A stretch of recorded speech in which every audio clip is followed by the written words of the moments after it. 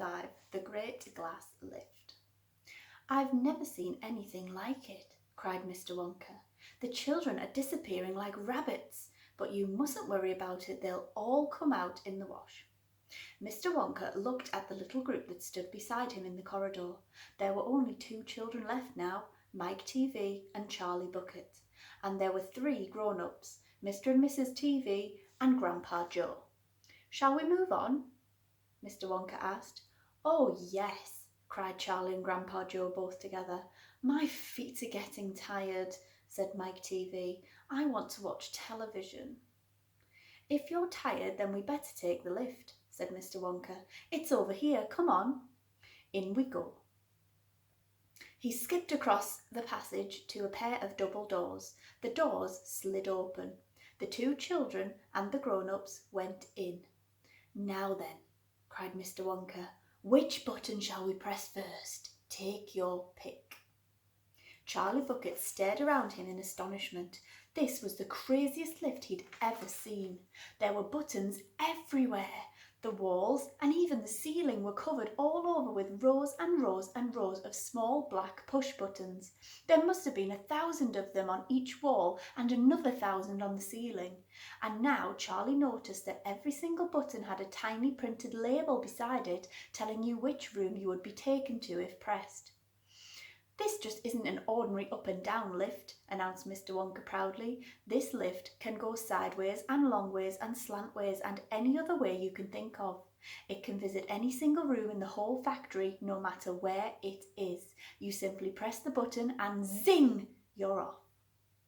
"Fantastic," murmured Grandpa Joe. His eyes were shining with excitement as he stared at the rows of buttons. "The whole lift is made of thick, clear glass," Mr. Wonka declared. "Walls, doors, ceiling, floor, everything is made of glass so that you can see out." "But there's nothing to see," said Mike TV. "Choose a button," said Mr. Wonka. "The 2 children may press 1 button each, so take your pick. Hurry up, in every room something delicious and wonderful is being made." Quickly, Charlie started reading some of the labels alongside the buttons. "The Rock Candy Mine, 10,000 feet deep," it said on one. "Coconut Skating Ice Rinks," it said on another. Then, "Strawberry Juice Water Pistols, Toffee Apple Trees for planting out in your garden, all sizes, Exploding Sweets for your enemies, Luminous Lollies for eating in bed at night, Mint Jubjubs for the boy next door, they'll give him green teeth for a month, Cavity-filling caramels, no more dentists, Stick Jaw for talkative parents, Wriggle Sweets that wriggle delightfully in your tummy after swallowing, Invisible Chocolate Bars for eating in class, Sugar-coated pencils for sucking, Fizzy lemonade swimming pools, Magic handmade fudge, when you hold it in your hand you taste it in your mouth, Rainbow drops, suck them and you can spit in 6 different colours." Come on," cried Mr. Wonka. "We can't wait all day." "Isn't there a television room in all this lot?" asked Mike TV. "Certainly there's a television room," Mr. Wonka said. "That button over there." He pointed his finger. Everyone looked. "Television chocolate," it said on the tiny label beside the button. "Whoopee!" shouted Mike TV. "That's the one for me." He stuck out his thumb and pressed the button. Instantly, there was a tremendous whizzing noise. The doors clanged shut and the lift leapt away as though it had been stung by a wasp, but it leapt sideways. All the passengers, except Mr. Wonka, who was holding onto a strap from the ceiling, were flung off their feet and onto the floor. Get up, cried Mr. Wonka, roaring with laughter. But just as they were staggering to their feet, the lift changed direction again and swerved violently round a corner, and over they went once more. "Help!" shouted Mrs. TV. "Take my hand, madam," said Mr. Wonka gallantly. "There you are, now grab this strap. Everybody grab a strap. The journey's not over yet." Old Grandpa Joe staggered to his feet and caught hold of a strap. Little Charlie, who couldn't possibly reach as high as that, put his arms round Grandpa Joe's legs and hung on tight. The lift rushed on at the speed of a rocket. Now it was beginning to climb.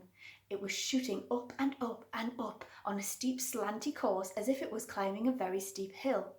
Then suddenly, as though it had come to the top of the hill and gone over a precipice, it dropped like a stone, and Charlie felt his tummy coming right up into his throat, and Grandpa Joe shouted, "Yippee! Here we go!" And Mrs. TV cried out, "The rope has broken, we're going to crash!" And Mr. Wonka said, "Calm yourself, my dear lady," and patted her comfortingly on the arm. And then Grandpa Joe looked down at Charlie, who was clinging to his legs, and he said, "Are you all right, Charlie?" Charlie shouted, "I love it! It's like being on a roller coaster."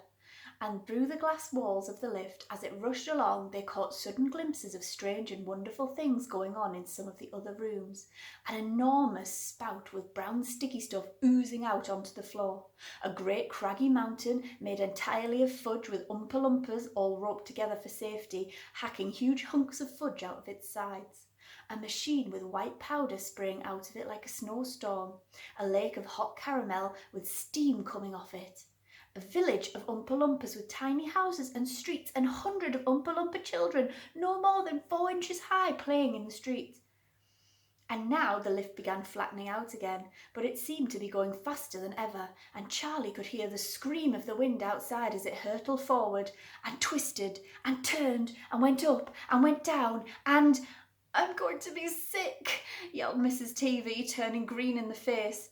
"Please don't be sick," said Mr. Wonka. "Try and stop me," said Mrs. TV. "Then you'd better take this," said Mr. Wonka, and he swept his magnificent black top hat off his head and held it out upside down in front of Mrs. TV's mouth. "Make this awful thing stop," ordered Mr. TV. "Can't do that," said Mr. Wonka. "It won't stop till we get there. I only hope no one's using the other lift at this moment." "What other lift?" screamed Mrs. TV. "The one that goes the opposite way on the same track as this one," said Mr. Wonka. "Holy mackerel!" cried Mr. TV. "You mean we might have a collision?" "I've always been lucky so far," said Mr. Wonka. "Now I am going to be sick," yelled Mrs. TV. "No, no," said Mr. Wonka. "Not now, we're nearly there. Don't spoil my hat." The next moment there was a screaming of brakes, and the lift began to slow down. Then it stopped altogether. "Some ride," said Mr. TV, wiping his great sweaty face with a handkerchief. "Never again," said Mrs. TV. And then the doors of the lift slid open, and Mr. Wonka said, "Just a minute now. Listen to me. I want everybody to be very careful in this room. There is dangerous stuff around here, and you must not tamper with it."